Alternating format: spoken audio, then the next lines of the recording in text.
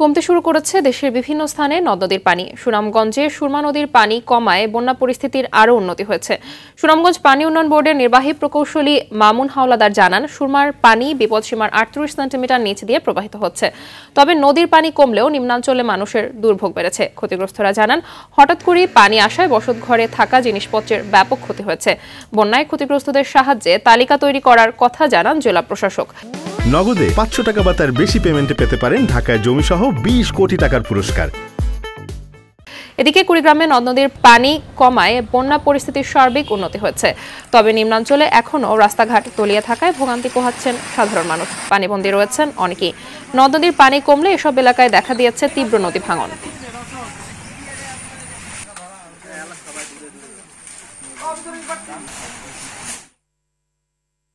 দর্শক, বিষয়ে বিস্তারিত জানাতে কুড়িগ্রাম থেকে সরাসরি যুক্ত হচ্ছেন সহকর্মী আব্দুল কুদ্দুস চঞ্চল।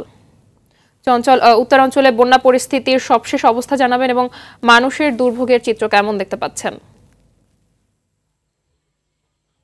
নগদে 500 টাকা বা তার বেশি পেমেন্টে পেতে পারেন ঢাকায় জমিসহ 20 কোটি টাকার পুরস্কার। মাহবুবা, কুড়িগ্রামের সবকটি নদ নদী, বিশেষ করে ধরলা, তিস্তা এবং দুধকুমার সহ যে 16টি নদ নদী রয়েছে, এগুলোর পানি কিন্তু একেবারেই কমে গেছে। এখন কিন্তু বিপদসীমার অনেক নিচ দিয়ে প্রবাহিত হচ্ছে, ফলে বন্যার যে উন্নতি সেটা কিন্তু ব্যাপকভাবে হয়েছে। চরাঞ্চল থেকে পানি কিন্তু ইতিমধ্যে নেমে গিয়েছে। বাড়িঘরগুলো যেগুলো ডুবেছিল সেগুলো কিন্তু অনেকটা পানি নেমে কিন্তু গেছে এবং মানুষের যে দুর্ভোগ ছিল সেটা কিন্তু অনেকটা কমেছে। তবে একেবারে নিম্ন অঞ্চল যেগুলো রয়েছে সেগুলোর রাস্তাঘাট তলিয়ে রয়েছে, ফলে যোগাযোগের কিছুটা সমস্যা রয়েছে এসব অঞ্চলের মানুষ।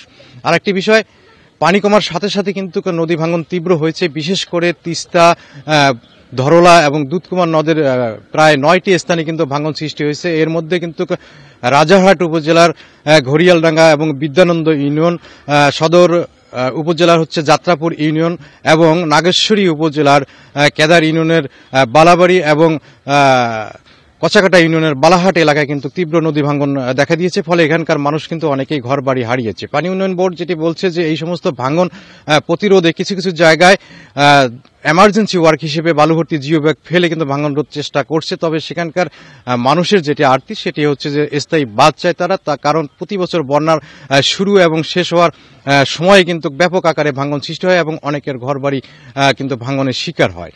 তো সেখানকার মানুষের দাবি যে দ্রুত ভাঙন রোধের ব্যবস্থা গ্রহণ করবে। আরেকটি বিষয়, এই বন্যায় কিন্তু কৃষিতে কিছুটা ক্ষতি হয়েছে। কৃষি বিভাগের হিসাব অনুযায়ী 1320 হেক্টর আবাদি জমি কিন্তু পানিতে নিমজ্জিত হয়েছিল। তবে যে বন্যায় ক্ষয়ক্ষতি কি পরিমাণ হয়েছে সেটা কিন্তু এখন পর্যন্ত নিরূপণ করেনি কৃষি বিভাগ।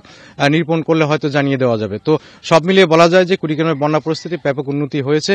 দুর্ভোগ যেটি ছিল সেটি কিন্তু আস্তে আস্তে কমে যাচ্ছে। তো মাহবুবা, এই ছিল আমার কাছে কুড়িগ্রামের সর্বশেষ খবরাখবর। ধন্যবাদ আপনাকে।